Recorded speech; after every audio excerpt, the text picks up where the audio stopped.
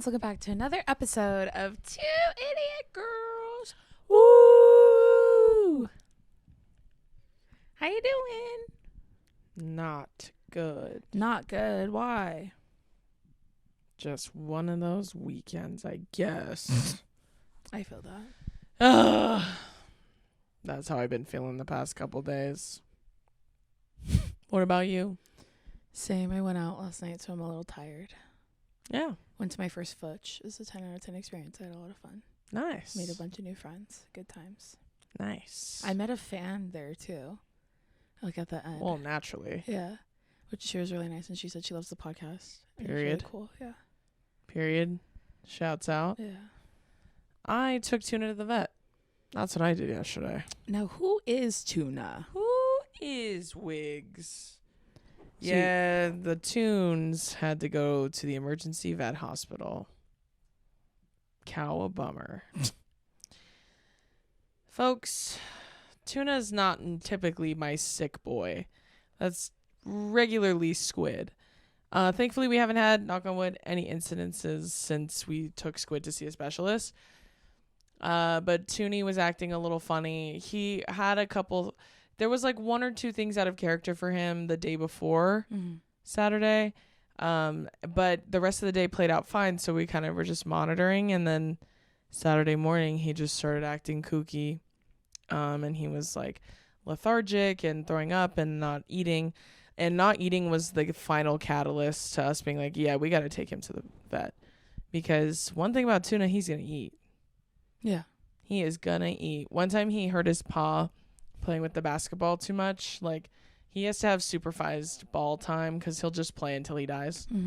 And he loves to dribble. Like, he loves to push them in circles. Like, he loves that. Like when you see like a seal in the circus with a ball on his nose, that's Tuna with the basketball. Or like an English bulldog on a skateboard. Like, Yeah. It's similar vibes. And he loves balls. Those are like his favorite things in the world. So one time he got a rock stuck in between his little toe beans and he got a little cut. So he had to go get it cleaned and washed out and then wrapped and bandaged. And he was like this for a while, and he was a big baby about it. Like, he was like, and we were like, oh. As soon as food came out, he was running laughing like nothing happened. Like, it's always food. Food is like the one thing. So when he wasn't eating and he was just sniffing, I was like, oh my God. I literally immediately started crying when he wouldn't eat breakfast. So that was a little stressful. Turns out he ate something. We're not too sure what yet. But it's a foreign object, not food or anything like that. Which I am grateful for because squids felt like a big fucking mystery for well over a year, what it was. But I will say that the doctor told me that we take very good care of our dogs. They could tell that we take really good care. And thankfully, we took them to a really wonderful hospital, and they took really great care of him, and he's better now.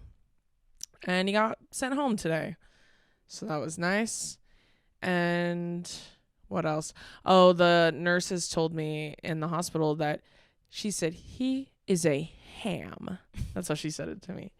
And I started laughing. I was like, oh, yeah, he's real sweet. And she was like, yeah, he's everybody's favorite. They said he had his own bed in there. Yeah, the other dogs or animals all had just blankets. He had a little bed, mattress, and they said, was that bed yours? Did you bring that in with him? And I was like, I did not. I did not bring a bed with him. He had a Casper mattress in his little crate. He had his own like VIP suite because he was just talk of the town. And when the nurses brought him out, it was 2 nurses brought him out, and they were like, he is the best dog ever. And he came out, and when he came out, he had a big old smile on his face, and he was stopped at every person on the way to us in the waiting room. And then he finally saw us and came up to us. And then it was funny because I told them, obviously, when we took him to the doctor, I wrote on his paperwork that he's deaf, and I was like, he's 100% deaf, so, you know, I just in case, like, if he wanders or if he doesn't react at all, and also if he interacts with other dogs, like, he can't hear. And they were like, oh, thank you for telling us. And then when the lady brought them over, he was like stopping at every person saying hi and then coming over to us. And then she's like, Tuna. And she goes, he's deaf, but I still like to say his name. I was like, oh, yeah, girl, I talk to him all the time. I talk to him as if he can hear me because sometimes I think he can. Sometimes I think he chooses when to listen to me. Sure. But any hoodle. Yeah, thankfully he's home now. But it's been a very stressy weekend for me because of that. Thankfully, everything was good, though. Yeah, thankfully he's good. And he was very happy to be home. And Squiddy was very, like, he was very demure yesterday because Tuna wasn't in the house, He was sad. which is very new for him, yeah. But he was so excited when Tuna got back home. He brought him a couple toys when Tuna was wandering in. He brought like one toy and dropped it, and then he went and got another one and then dropped it again. It was very cute. But yeah, win some, you lose some. What else happened? Oh, we had cousin time with Brittany. She came over and spent the night for a few days. We finished the Pitt. Oh yeah, we finished the Pitt with Brittany. She's never watched the show, but she watched the last like 5 episodes with us. And she was so into it. It was good. It's so good. So good.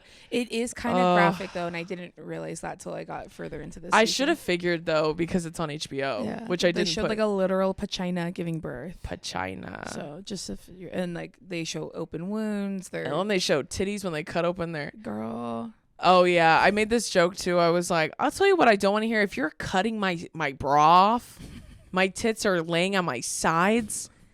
Don't be bantering over my body. Yeah. I'm going to be mad.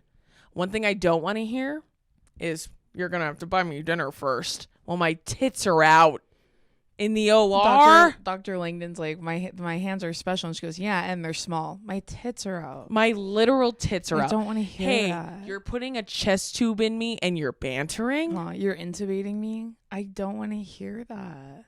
Oh my God. In one of the episodes when the girl goes, my mom would be so proud. She always told me to wear nice bra and underwear in case I ever go to the hospital. When I tell you my mom has said that to us since we were kids, I'm not kidding. Yeah. Like when my mom would always be like, throw out underwear that's tattered and everything. What if one day they have to cut it off? You don't want to be wearing embarrassing underwear. It's true. It's important to see yourself represented in media. If I'm about to die, I also don't care what underwear I'm wearing. Me too. I mean, at that point, even if I was going commando in my jeans, you would still have to make sure I stay alive. That's not up to you. Even if I'm wearing those scrunch butt leggings and they're so far up my moose knuckle. Yeah. Cut them off. I gotta have a pair of overalls on and you cut them off me and I'm full puss out in my overalls. No barrier between. Discharge on the lining. Yeah. You still have to take care of me. By legal standard. Hey, you have to. It's the law. They didn't say that discharge on my jeans was going to make sure you can't take care of me. Yeah. Oh, I guess a girl can't discharge on her jeans. Standard practice of care doesn't matter when I have discharge on my jeans, huh? Oh, it's illegal to have discharge in my jeans now.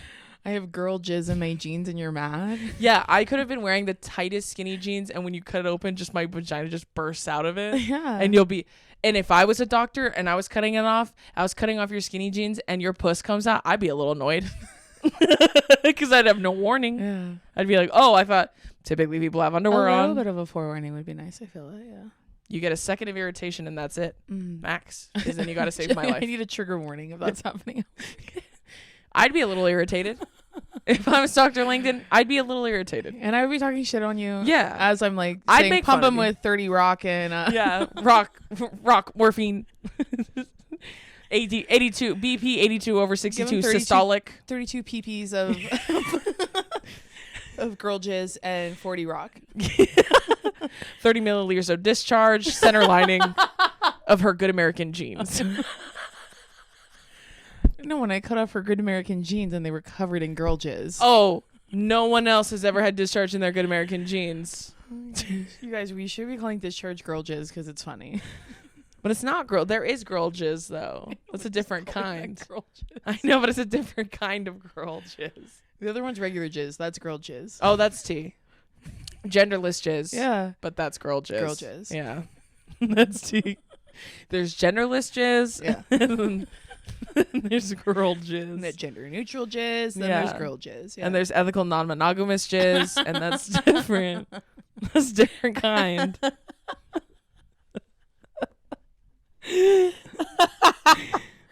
There's so many other jokes I can make, but I don't want to.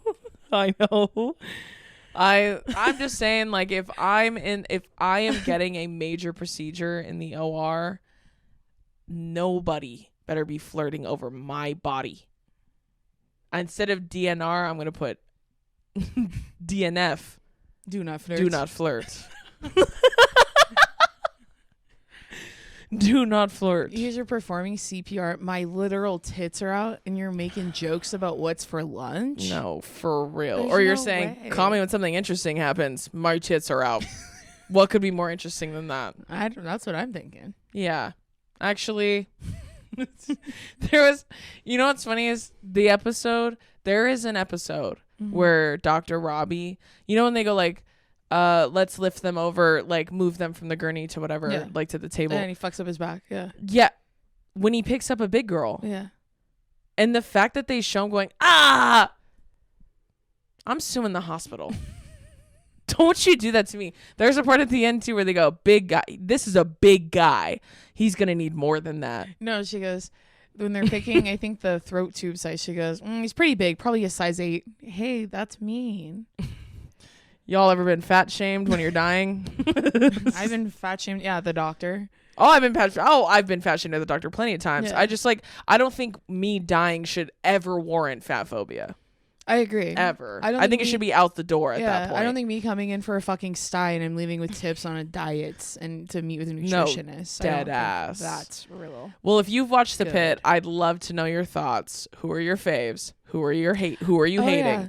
I love Mel, Dana. I do love Mel. I do love Dana. And Dr. Robbie. And Dr. Robbie. Those are my 3 favorite characters, yeah. I'm fucking with Mateo. I think he's sick as a nurse. You're going to say sexy. The way I was like, that's so out of character. I would never in a million years. You know that about me. I know that to be true. I think he's sick in the way he handles patients and the way he's a good nurse. And also, I really like Princess. And I think she's awesome. Yeah.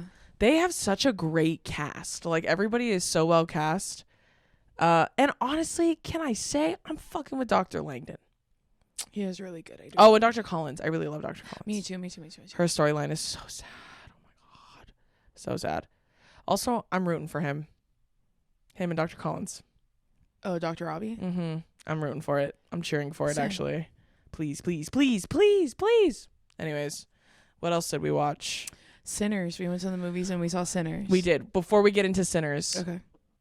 you and I have been being persecuted online I'm so glad you brought because this up. of Team Jeremiah stance. And you know what? We should talk about Sinners first, then go. Or you want to talk about that first? I'd rather talk about this first because there's less meat on it. I feel like I could talk about this way longer than Sinners, so that's fine. Well, but yeah. equal amounts. Who Let's cares? do it. Okay. Yeah. No, let's do this one first. I don't care. I posted in my story, I was like, I am constantly being persecuted for my Team Jeremiah Same. stance. Me too.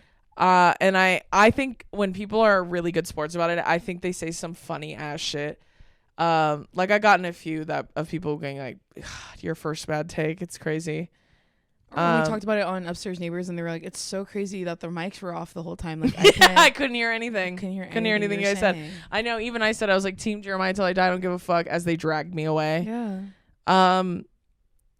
You know, I know the chat knows this, so I'm gonna tell y'all to tell your fucking friends. But I already know about this Jeremiah cheating on Belly shit. Like everyone's like, "Girl, just you wait." First of all, they weren't cheating. That doesn't constitute cheating in my very logical mind because you were on a break. If the parameters weren't set as if no sleeping with other people, this is why breaks are fucking stupid, mind you. This is why I always say breaks are stupid, because You should just break up. you should just break up because they're unclear. What's a break to one person is different to the next person. You know what I'm saying? Yeah, the lines of it are so blurred. I feel. Yeah, you bitches would hate to hear that take when it comes to Friends, too, like with Rachel and Ross. Now, do I think it was fucked up he did it the night they did it? Yeah, obviously, that's fucked up. Obviously. But do I think her saying it was cheating is unfair, too? Also, yes. Yeah. You know what I mean? Critical thinking, it's imperative. That being said, me and Jason have talked about this extensively. But does anyone remember from season 1 when she fucking made out with Jeremiah? He touched her titty. Then she went and made out with his fucking brother and dated him for a year. Does anyone else remember that? Yeah, so I'm all about to say Belly is not she's not a good person. Well, aren't we operating from that understanding already? Yeah. So it's like if we're operating that all of these people are enmeshed and they shouldn't be dating each other, but they are, that's Yeah. just where we're at, then let's go based off the facts. Sure. Which are All right, friends, we're going to take one quick little break, and this is with our friends at Drybar. So this podcast is presented by Drybar's all-inclusive 8-in-1 multi-styler and Blowout Defense Collection, an all-in-one game-changing tool and liquids that together deliver blowouts that last up to literally 96 hours, girl.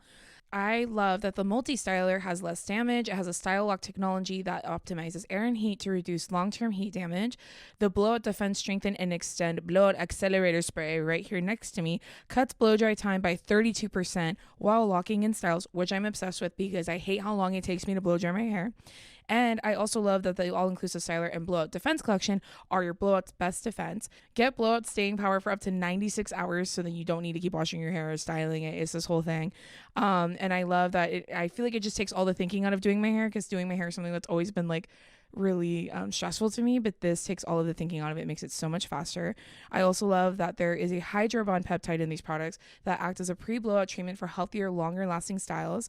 And I love that the multi-styler dries, straightens, curls, and adds volume without damage, and it extends styles for up to, again, 96 hours. So don't just get ready, but stay ready. Get a blowout that lasts now and shop Drybar's all-inclusive and blowout defense products at drybar.com. Now back to the episode. If we're calling it a PEMDAS and saying that's out cheating on either side, call it, right? There you go, off the table. Now let's look at who's mean. Case closed. No further questions, Your Honor. I don't know what the fuck is the debate. And this, I feel like I've said this on the show before, but like, Team Conrad girls, you're people who you think you can fix him. Sorry. I agree. You think you can fix him. You think you're the exception. You think that him being mean is like, no, it's because he only listens to me. He only listens to me. No, I sent you a TikTok of this girl that said, if the show ends with Belly choosing herself and neither of them, I will blow up or I will cancel my Amazon Prime membership. Exactly. Because if anyone deserves to choose themselves, it's those fucking brothers. They should choose each other and ditch her. That would be funny too. And you know what? You better not do that either, because then that's you making me root for a white man. Don't do that to me either. Please, Jenny Han. Jenny Han, don't do that to me. Do the right thing and make her end up with Jeremiah. Conrad was mean to her. I actually have read all 3 books. I finished the 3rd one. And he was mean to her, just like in the show. And I already know what happens in the 3rd one. Yeah. What the fuck? I stopped reading because I didn't want to read it anymore. Do you remember why they rushed to get married? No. I'm like trying to remember why. There was no fucking reason. Because the mom's already dead. And that sounds fucked up, but it's true. But I get like rushing it so your mom can. Yeah, but it would make sense if she was still alive and then they wanted to get married so she could be there, right? That would make sense to me. She's been gone for like 2 years at this point. Then it's like, hey, what's the point? Then it feels spiteful. Like you're doing it on purpose so she can't change her mind again. Anyways, I think that if you like Team Conrad, but you're allowed to like it, just like we're allowed to be Team Jeremiah. I think what matters the most, though, is everyone remembers that it's all make-believe and none of it matters because it's not real. So there's that, too. I did get a few passionate responses. I did, too. To which I'm like, it's not real. Hey, guys, it's okay. It's okay. None of them are real. Yeah. It's all right. Okay. At the end of the day, we're all going to be okay because none of it's real. About it. Yeah. I'm sure there's white men doing nefarious activity over a vaguely mixed girl somewhere in the real world.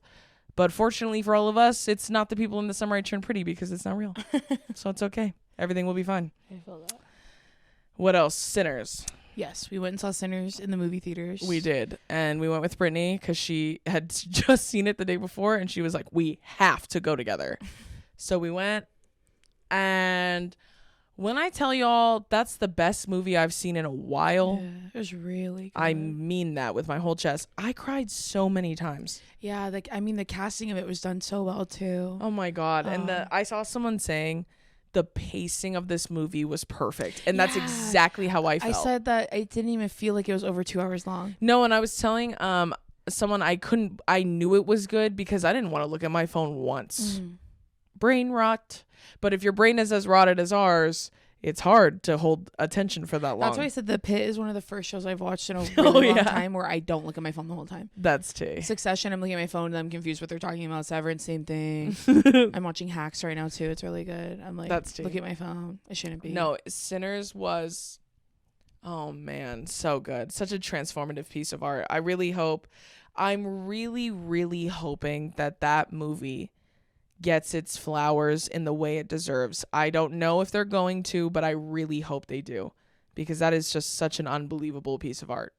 It's so good. Perfect on all ends. Not one gripe out of me. It was perfect. And there's so much symbolism and layered symbolism within it. I saw a really funny video today. This girl was saying, some people were like, why didn't the Native Americans keep hunting? Yeah. And then the lady was like, because they were done talking at that point. In that year, they were done. They'd seen all they needed to see. They did what they could to protect you. And then there's someone was saying, so one thing about Indigenous people is they're taught to always go home before the sun goes down, which is so funny because that is true. That's always been our thing too. Like, always going home before the sun goes. I'm never outside when it's nighttime because that's when bad things happen. Well, yeah. And bad spirits walk the earth at night because that's the only time they can. What the fuck? So I loved watching all the breakdowns. They're fascinating to me because there's so many layers to that movie. It's so pretty. Yeah, I caught a few of them while we were watching it, which is like, I love doing that. But then seeing other ones I missed, I'm like, oh, he's genius. I know. And there's so many, I've seen so many people, like, I find it strange to categorize that movie as horror.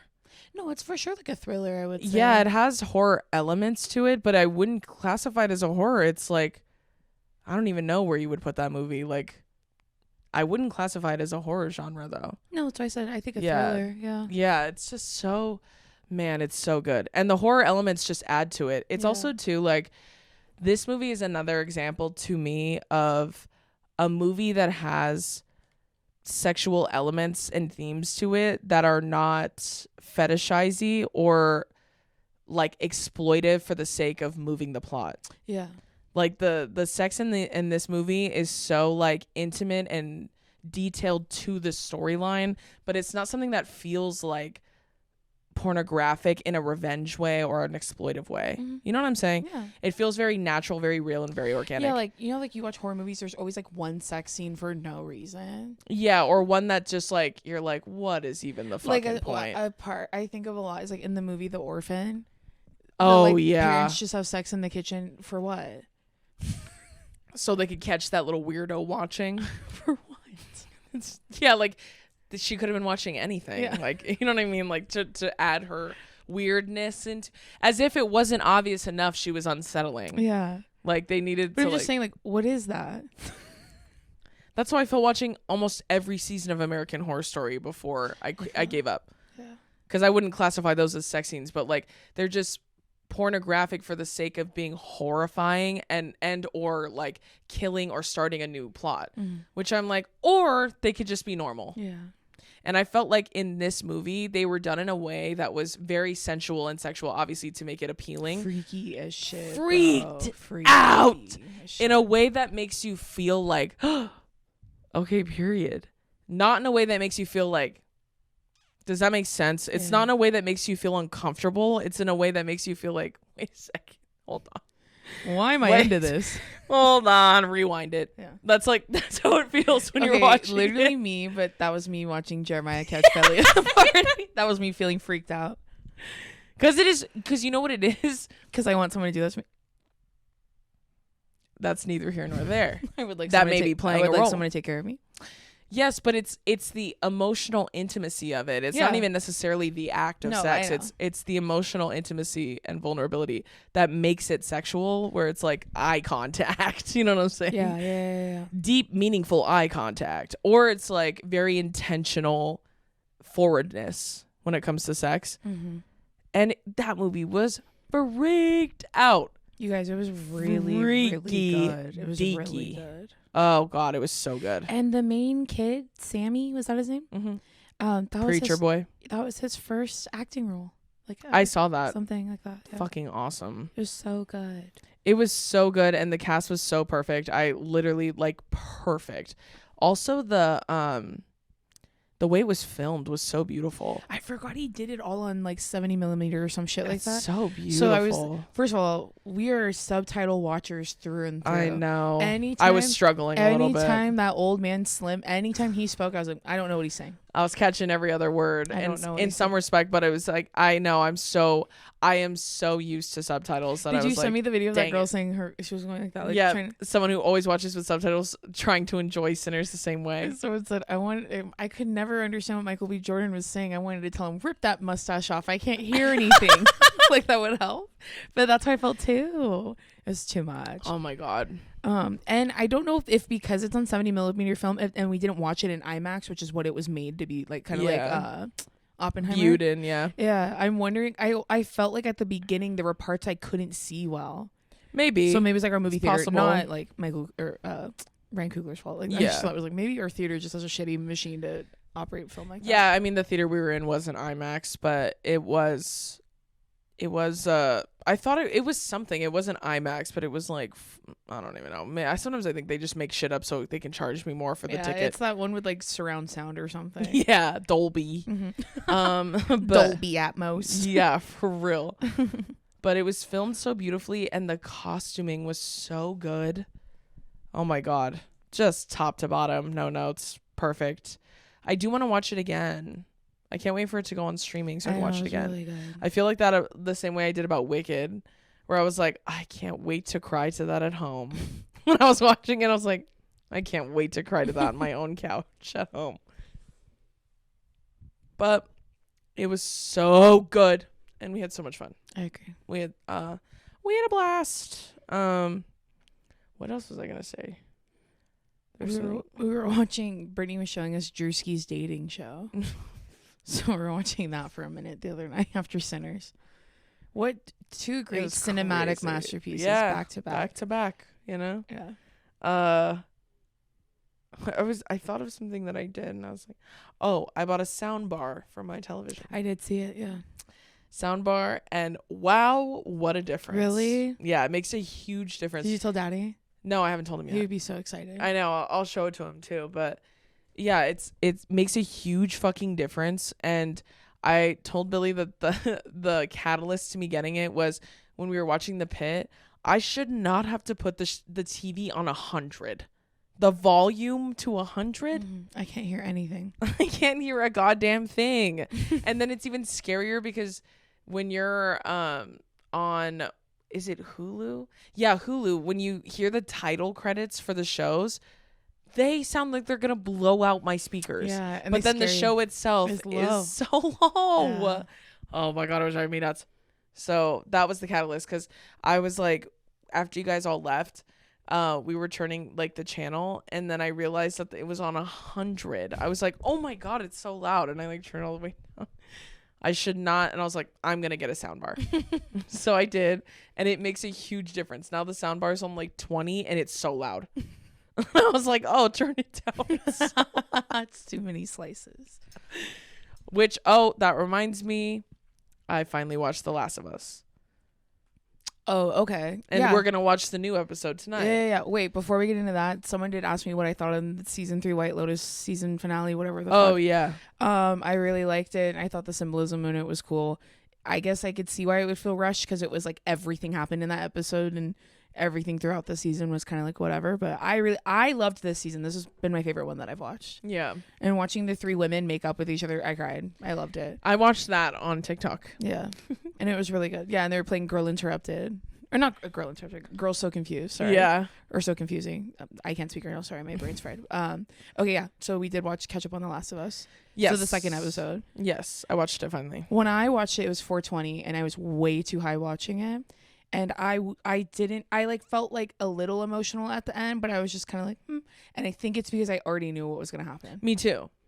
And like I said, I'm familiar with the game lore, so I had a feeling I knew what was going to happen. Spoiler alert. I knew Joel was going to die.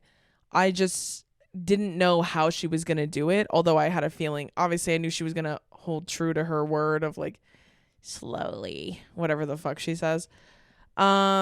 Yeah. Have you looked at the reviews that I was telling you about? Like, yes. why people were talking about it was important that her character. Yeah, and I explained it to Billy. And I was telling him, now that I've watched it, I understand, because the way she does it, like, dog, you would have to be like juice to the max to inflict that kind of damage on him, like to the point where his eye is gone. Like you have to be Mike Tyson punching that motherfucker to like. And the fact that she was going for so long, she was sweating through her shirt. She had to have been doing it for at least 30 minutes, like at least.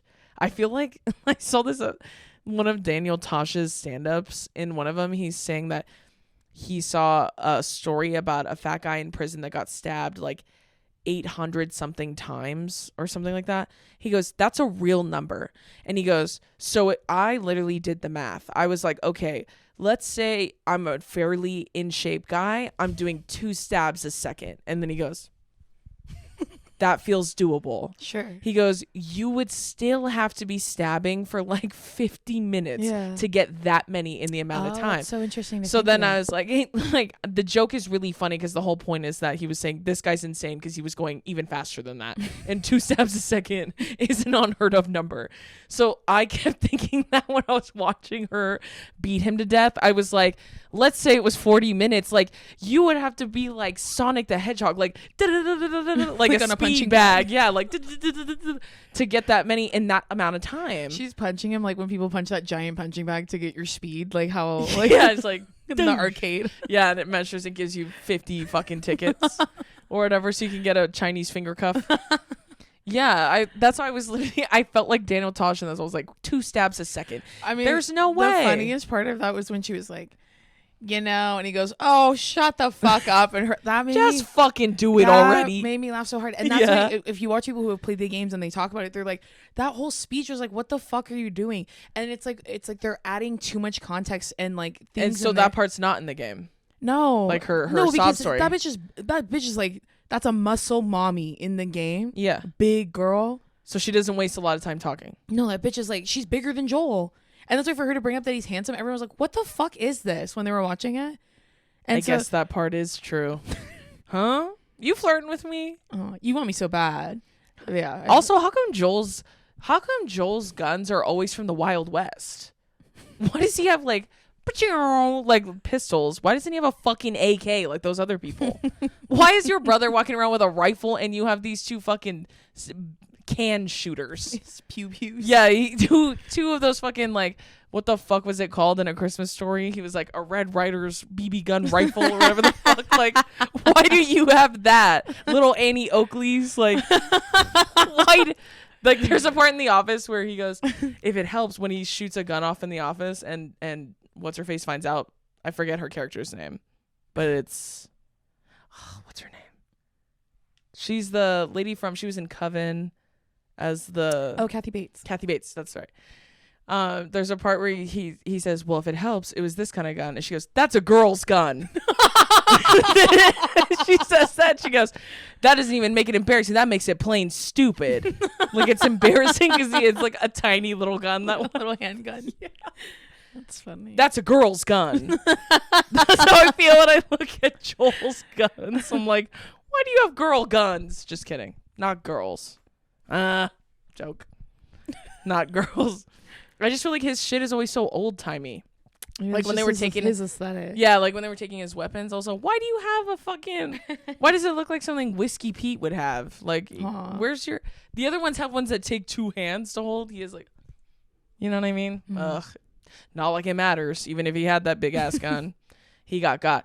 I was thinking, and what are the fucking odds that she runs into him? They're like, how are we ever gonna find him? And then she just falls right in. Then he takes her right to their fucking house. I know. That's why when he sees that the town is like on fire and he wants to go back and they say no, she's like, it's literally right here and we won't make it or whatever.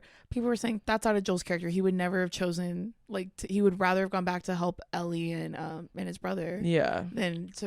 He would never have done that. Yeah. I think that's T. They were saying it's out of character. And I guess like in the game.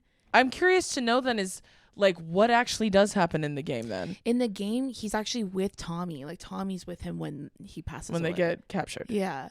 And Dina's with Ellie. Okay. So that's why like I didn't understand why. I don't know what the purpose was of. I'm assuming because they had that big they wanted to leave Tommy back. Like in the writing process, they wanted to leave him back at the compound to handle that big ass fucking battle. Sure. That part I was like, oh my God. Yeah. First of all, when they were doing it, I said, talk about a well-oiled machine. This man is running fucking game plans. He has a plan for a plan for a plan. Like when they breach, he's like, they're going to breach. And he runs into the town and then someone's holding his flamethrower ready for him to put it on. I said, what the fuck? They choreographed this shit? Damn. Yeah, I'd be scared to go up against that compound too. Shit. I wonder if they knew they were going to come. What do you mean? Like, how did they know the zombies were going to come to them? They didn't know that. That's just that's the protocols they have in place. Oh, okay. Because they've dealt with them before. So did she end up waking them up? Did Abby wake all of those zombies up? Yeah, she woke up the ones that were chasing her down the mountain. Yeah. But because that guy hit that pole when, like, back at the Jackson Hole, when he was hitting that pipe and then he was taking out the thing, that thing started calling them, which is why they all redirected. They were chasing them at first, and then you see them all turn and they start running backwards. I see, okay. And they're running towards the source, which is like that little, it's like the little brain that controls them. So it's telling them to come there because there's humans there. So there's this way, this way. That makes sense. And then he said that those ones that are running are the smarter, more evolved ones that they run into in the first episode. Yeah. Because they were using the dead bodies of other stupider infected to shield themselves from the cold. And that dumb bitch woke them up. Oh, God. And then, obviously, it was really sad. It was sad, but it didn't make me cry just because I think I knew. The acting was phenomenal. I thought the acting was unbelievable. I thought Bella Ramsey did an unbelievable job. I did think it was funny. Billy laughed, too, when he was like, oh, shut the fuck up and just do it already. And she was like, you don't get to rush this, whatever. I'd be like, you know what I mean? But when he did that, Billy goes, no, for real. That's what I would say too. Hurry up. I think it's because they're trying to build empathy for her. Like they're trying to show why she would do that so that you don't inherently root for Joel. But like, you already know that, like, I'm not rooting for her, but I understand why she is the way that she is. Yeah, well, when she was talking about that being her dad, it was like the doctor, it wasn't necessarily the Fireflies. Yeah. I was like, all right, I guess that makes more sense. Like, in my head, I was like, all right, I mean, I'll give you your 10s for that because I thought you were just doing this over some fucking soldiers. And I was like, there's no way you're committing 5 years of your life to this. There's no way. But that's why seeing her, like, that's what I'm saying. She had committed having a vengeance that strong for 5 full years. You're not going to get fucking jacked? Of course you are. I'm training like a Marine. Or sick of it. Like, I'd be like, I feel like Master Oogway in Kung Fu Panda. I would dedicate like a month or so, and then I'd be like, I don't know, I'm kind of over it. I'd get in really good shape, and I'd be like, I mean, I guess I got the best I could out of it. I got in good shape. The last step of grief is acceptance, so I think I'm their team. Yeah. I mean, I worked through it. Yeah. In the gym. I worked through it in the Iron Paradise. In the Iron Paradise, for me personally. But that's just that happens when you lock in my experience. I guess you're just not locked in. I know. I turn into David Goggins. Was that from a Q&A we did on Patreon where someone said, "How do I get over my fear of the gym?" Yeah. Or was it? No, that was on here. Yeah. And I was like, they said, "How do you not feel self-conscious?" And I was like, I guess I'm just way more locked in than you guys. I guess that's I don't know. That seems to work for me. Yeah, no, once I watched it all, and then when Ellie was like, I'm gonna fucking kill you, I was like, and I heard that, bitch. Yeah. Also, I was like, you're smaller than Ellie. I don't believe you that she could have beaten that man's face to an unrecognizable amount. Please. I did like, though, that she didn't have to hang out there for too long, and then they were already going back home. But I am really interested to see the next episode. And I told Billy that soundbar is making this show a lot scarier. Oh, I'm sure. Because it's even louder. Is it? It's a Samsung TV, right? Mm-hmm. So is mine. Maybe I'll get a soundbar too. Dude, it's great. And it was really easy, for him to set up, I think. The first time I ever set up a soundbar was with my ex, and because she got one for her birthday. And I remember there's like a cable that goes in the back called the coax cable or something. Oh, yeah. And I kept laughing because I was thinking the coaxium from the fucking the Star Wars ride. Yeah. I was like, Drew would laugh at that. He's like, the coaxial is the most expensive material in the galaxy. And he's like, oh, you found 2 barrels of coaxium. That guy that's like a fucking pirate. Yeah. You guys, can I share something vulnerable? I want to go to How to Train Your Dragon Land so bad. Me too. I cannot express to you even more how badly I need to Do you go. have any idea the edits I've cried to from How to Train Your Dragon. Yeah. The one with Do I Want to Know, Hosier's version from the BBC Live Lounge. And it's Hiccup's dad finding his mom and saying, "You're just as beautiful as the day I lost you." I'm tearing up already. I'm not gonna lie, that made me tear up right now. I'm not kidding. When I was at Brittany's house and I convinced her to read that Viking book once, we were chatting and I said, and I forget why the fuck we started talking about How to Train Your Dragon, and then I was like, because she loves those movies. Well, so do I, but I'm saying I forget how it came up. Have you seen all of them? I think I've only seen the first one. I don't remember the other two. I've only seen the first two. Okay. I've never seen the third one, but the second one's the one where they have that giant monster that can like hypnotize all of them. And then the third one's with the girlfriend dragon. Yeah, the white one. Yeah. I don't think I've. Well, I thought that one. I thought she was in the second one. Wait, you might be right. Yeah. I don't know. The girl toothless. Girl toothless. Which one is she in? I forget. The femme toothless. The chapstick lesbian toothless. There's butch toothless. There's lipstick lesbian toothless. There's butch toothless. And then there's lipstick lesbian toothless. Yeah, lipstick lesbian toothless. Yeah. You gotta know. It's only fair. He, him, she, her. Yeah. It's this whole thing. Yeah. I need to go to, that was gross. Sorry. I need to go to that land so bad. I know. I want to go so bad. Well, what I was saying was I told Brittany, I was like, dude, have you seen those edits? Because she hasn't, I think she's only seen the first one. I don't know if she's watched the other ones. She has to, because she said she loves them. Okay, I thought so. But then I was telling her, I was like, have you seen the edit where Hiccup's dad meets the mom? And then she was like, I don't know what you're talking about. And I said, I'm going to fucking find it and I'm going to send it to you. In a group text. I remember seeing that. Yeah. So I sent it to her. But I even said, I was like, this is the one I was talking about that made me cry. And then I sent it to her and she told me she bookmarked it and saved it. And she watches it when she wants to cry. It's a good one. The How to Train Your Dragon ads. Billy has a video of me on a plane when we're flying to like New York, I think. And I was literally like watching TikTok on my phone. And I was in tears watching TikTok. And it was literally, I was crying to a sad edit of Hiccup and Toothless. And it has the most ridiculous sounds on it, like songs. I feel like I would love the movie way more if I just hate Hiccup's voice. I know. That's like really hard for me to walk That's into. How I felt about the Mickey 17 voice. Yeah, it's the same vibe. Really hard. It's hard to get behind it. It's hard to support it. It's hard to swallow, really, if you think about it. Yeah. And it's like, oh, that like, I know, it's so irritating. Yeah, it's always like, yeah, for real. I hate it. I get what you're saying. Also, DreamWorks animation is always very hit or miss. Yes. Depends on if it grabs me. Yeah, like Megamind. Yes. That movie is unparalleled in humor. You wouldn't believe the amount of inside jokes our family has from that movie. movie. That movie specifically. Like, there's something about that movie. I don't know. I was trying to think of other weird one-offs like that where we have like a lot of jokes from it. I mean, Uncle Buck. Yeah. No, but cartoons. Like, they're like not Disney cartoons. They're like off-brand cartoons.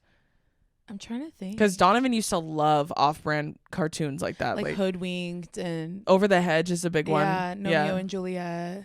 Yeah. Yeah. Romeo and Juliet. It's like Monsters. Like remember Monsters versus... Yeah. Remember Monsters versus Aliens? Yeah. He loved that movie. And I used to watch it and I used to giggle. I used to laugh. Over the Hedge was a big one. I remember. Over the Hedge, like... I told you I watched it last year and I said, when's the last time you watched that movie? It is so funny. That's how I felt about Robots. Robots is another one. That's another one, yeah. When I watched Robots recently, I was like, this movie has everything. It's like and it's an allegory on capitalism. Like, capitalism and the Ricola part. Remember we would do that all the time because it's so funny. It's so funny. That video game was so fun. It was so fun. That video game was fucking awesome. So fun. Oh my god. But yeah, it's an allegory on capitalism too, and the healthcare system. It's like the patriarchy. Oh my god, it's so important. That movie, Robots, is such an important movie. I forgot. I think it was The Sea Monster. Remember, I was trying to think of that one movie, yes. The Sea Monster. That one is so good. It's so funny. We do want to watch Minecraft. I do want to see Minecraft. I would like to see Minecraft. Yeah. I'm trying to see that in IMAX. I'm interested to see Minecraft. I am too. It has piqued my interest. I do want to go watch it. I need to watch Sonic 3. That's another one I need to look into. Yeah, Dason's real good about watching like Trolls, the Trolls trilogy. Those are amazing. Puss in Boots, Locked In. Puss in Boots, One Last Wish. Yeah, Puss in Boots, Last Wish. Yes. You show Kendall and Jordan knew exactly what. Yeah, they get it. I know when they said Spy is their favorite movie of all time, I was like, and you know what? Representation is important on this show. Important, you guys. It's so important. Melissa McCarthy's discography is extensive, in my opinion. Her repertoire is massive. She's owed her flowers for her extensive repertoire. I love her fucking movies. Who were we talking about the other day at your studio? We were like, and who the fuck is that? When she's like, well, tell her I'm going to strangle her across the table. We were talking about what happened to me. I forgot. Something unbelievable happened, you guys. I wish I could tell you. I really do. I wish I could. It's annoying too. I didn't mean to bring it up like that either, though. No, I was trying to remember too, but that is what we were talking about. Just like, and honestly, really, I think realistically, that happening to me the other day, I literally was like, my family was never meant to be a normal family. Shit like that doesn't happen to normal people. I know. It only happens to very, very peculiarly placed people. I feel like the weirdest things happen around us all the time. Like the most, like, there's no way. Like things that, like, if I had no witnesses, like, people would just think I'm just the biggest, most pathological liar ever. You know what I'm saying? Like, I would be accused of being a pathological liar, and I would understand because the things I recount are so fantastical to some extent that I wouldn't believe me either. Yeah. Like, it's really not that serious, but it was just something so insane that it was like, what the fuck? Like, who am I going to tell about this? Like, who am I going to tell this to? Everyone I know. Now what? Everyone I know in real life is going to hear about that story. So, you know. Anywho, all right, guys, that's going to do it for this week's episode of Two Idiot Girls. Sorry that we went 2 weeks of Zoomies, team. We just had a lot. We're backed up with small talk. I'm all clogged up. We're all backed up. But we hope you enjoyed this episode. Make sure you buy Drew's book. Make sure you subscribe to the Patreon because we are posting our Coachella vlogs. The first one just went live and it's so funny. Oh yeah, I watched it. It was funny, huh? It is so funny. The first one's the best one too because that was the most sets we went to. The other two are also really funny, but that was my favorite one. Yeah. And so yeah, make sure you join the Patreon. But other than that, we'll see you next week. Bye. And we'll have prompts next time. Probably. Love you. Most bye. likely. Love you. Bye.